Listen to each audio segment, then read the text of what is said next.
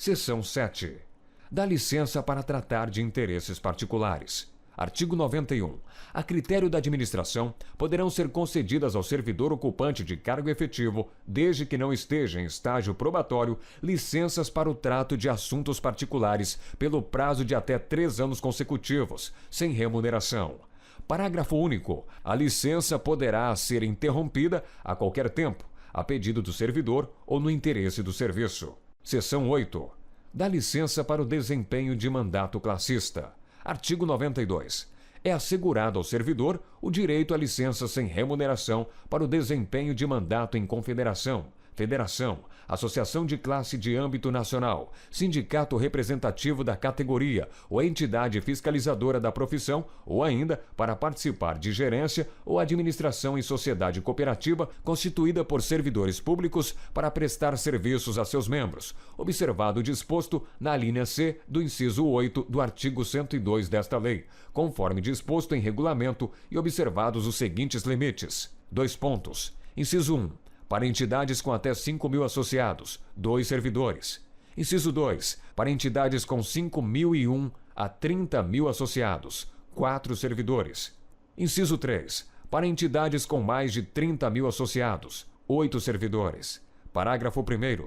Somente poderão ser licenciados os servidores eleitos para cargos de direção ou de representação nas referidas entidades, desde que cadastradas no órgão competente. Parágrafo 2º.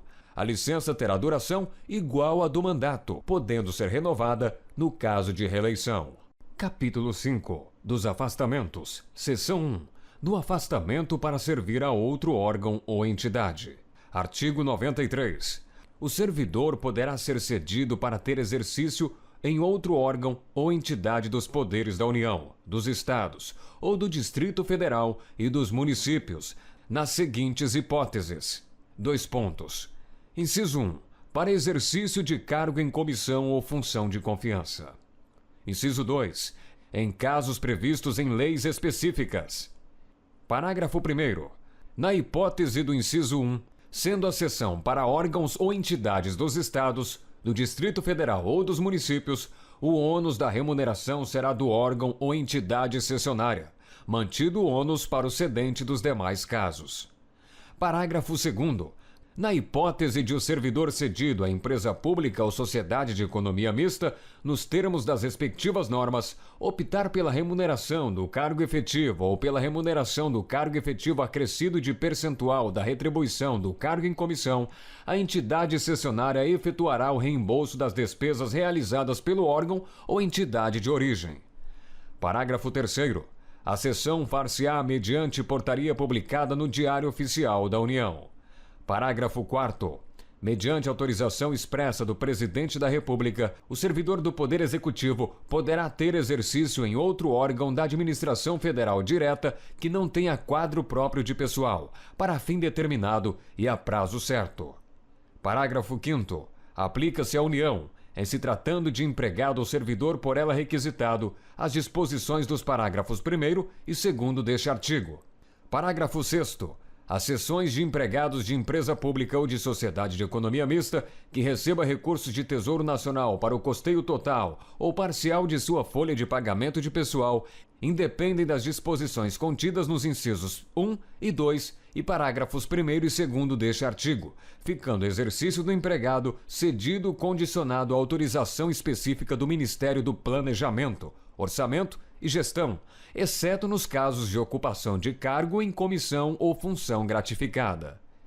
Parágrafo 7º. O Ministério do Planejamento, Orçamento e Gestão, com a finalidade de promover a composição da força de trabalho dos órgãos e entidades da administração pública federal, poderá determinar a lotação ou exercício de empregado ou servidor, independentemente da observância do constante no inciso 1 e nos parágrafos 1º e 2º deste artigo. Seção 2. Do afastamento para exercício de mandato eletivo. Artigo 94. Ao servidor investido em mandato eletivo aplicam-se as seguintes disposições. Inciso 1. Tratando-se de mandato federal, estadual ou distrital, ficará afastado do cargo. Inciso 2. Investido no mandato de prefeito, será afastado do cargo, sendo-lhe facultado optar pela sua remuneração. Inciso 3. Investido no mandato de vereador. A linha A. Havendo compatibilidade de horário, perceberá as vantagens de seu cargo, sem prejuízo da remuneração do cargo eletivo. A linha B. Não havendo compatibilidade de horário, será afastado do cargo, sendo-lhe facultado optar pela sua remuneração. Parágrafo 1º. No caso de afastamento do cargo, o servidor contribuirá para a Seguridade Social, como se em exercício estivesse. Parágrafo 2º. O servidor investido em mandato eletivo ou classista não poderá ser removido ou redistribuído de ofício para localidade diversa daquela onde exerce o mandato. Seção 3. Do afastamento para estudo ou missão no exterior. Artigo 95. O servidor não poderá ausentar-se do país para estudo ou missão oficial sem autorização do Presidente da República, Presidente dos órgãos do Poder Legislativo e Presidente do Supremo Tribunal Federal. Parágrafo 1º. A ausência não excederá 4 anos e fim da missão ou estudo, somente decorrido igual período, será permitida nova ausência. Parágrafo 2º. Ao servidor beneficiado pelo disposto neste artigo, não será concedida a exoneração ou licença para tratar de interesse particular antes de decorrido período igual ao do afastamento, ressalvada a hipótese de ressarcimento da despesa havida com seu afastamento. Parágrafo 3º. O disposto neste artigo não se aplica aos servidores da carreira diplomática. Parágrafo 4º. As hipóteses, condições e formas para autorização de que trata este artigo, inclusive no que se refere à remuneração do servidor, serão disciplinadas em regulamento. Artigo 96. O afastamento de servidor para servir em organismo internacional de que o Brasil participe ou com o qual coopere dar-se-á com perda total da remuneração. Seção 4. Do afastamento para participação em programa de pós-graduação stricto sensu no país. Artigo 96-A. O servidor poderá, no interesse da administração e desde que a participação não possa ocorrer simultaneamente com o exercício do cargo ou mediante compensação de horário, afastar-se do exercício do cargo efetivo, com a respectiva remuneração, para participar em programa de pós-graduação stricto sensu em instituição de ensino superior no país. Parágrafo 1º. Ato do dirigente máximo do órgão ou entidade definirá, em conformidade com a legislação vigente, os programas de capacitação e os critérios para participação em programas de pós-graduação no país, com ou sem afastamento do servidor, que serão avaliados por um comitê constituído para este fim. Parágrafo 2º. Os afastamentos para a realização de programas de mestrado e doutorado somente serão concedidos aos servidores titulares de cargos efetivos no respectivo órgão ou entidade há pelo menos 3 anos para mestrado e 4 anos para doutorado, incluído o período de estágio probatório, que não tenham se afastado por licença para tratar de assuntos particulares para gozo de licença, capacitação ou com fundamento neste artigo nos 2 anos anteriores à data da solicitação de afastamento. Parágrafo 3º.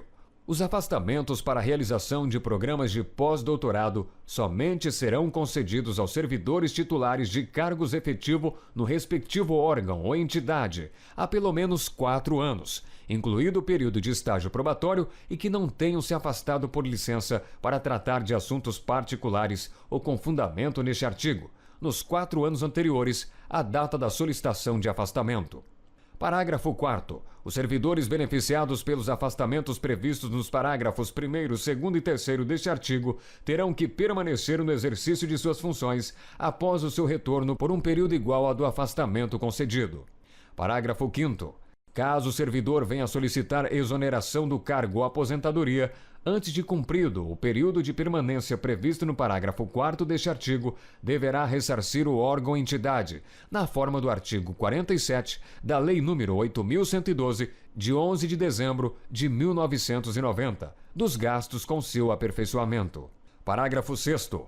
Caso o servidor não obtenha o título ou grau que justificou seu afastamento no período previsto, aplica-se o disposto no parágrafo 5º deste artigo, salvo na hipótese comprovada de força maior ou de caso fortuito, a critério do dirigente máximo do órgão ou entidade. Parágrafo 7º. Aplica-se a participação em programa de pós-graduação no exterior, autorizado nos termos do artigo 95 desta lei, o disposto nos parágrafos 1º a 6º deste artigo. Capítulo 6. Das concessões. Artigo 97. Sem qualquer prejuízo, poderá o servidor ausentar-se do serviço. Inciso 1. Por um dia para doação de sangue. Inciso 2. Pelo período comprovadamente necessário para alistamento ou recadastramento eleitoral, limitado em qualquer caso a 2 dias. Inciso 3. Por 8 dias consecutivos, em razão de... A linha A. Casamento. A linha B. Falecimento do cônjuge, companheiro, pais, madrasta ou padrasto, filhos, enteados, menor sob guarda ou tutela irmãos. Artigo 98. Será concedido horário especial ao servidor estudante, quando comprovada a incompatibilidade entre o horário escolar e o da repartição, sem prejuízo do exercício do cargo. Parágrafo 1º. Para efeito do disposto neste artigo, será exigida a compensação de horário no órgão ou entidade que tiver exercício, respeitada a duração semanal do trabalho. Parágrafo 2º. Também será concedido horário especial ao servidor portador de deficiência, quando comprovada a necessidade por junta médica oficial, independentemente de compensação de horário. Parágrafo 3º. As disposições constantes do parágrafo 2º são extensivas ao servidor que tenha cônjuge, filho ou dependente com deficiência. Parágrafo 4º. Será igualmente concedido horário especial, vinculado à compensação de horário a ser efetivada no prazo de 1 ano, ao servidor que desempenhe a atividade prevista nos incisos 1 e 2 do caput do artigo 76-A desta lei. Artigo 99. Ao servidor estudante que mudar de sede no interesse da administração é assegurada, na localidade da nova residência ou na mais próxima, matrícula em instituição de ensino congênere, em qualquer época, independentemente de vaga. Parágrafo único. O disposto neste artigo estende-se ao cônjuge ou companheiro, aos filhos ou enteados do servidor que vivam na sua companhia, bem como aos menores sob sua guarda, com autorização judicial.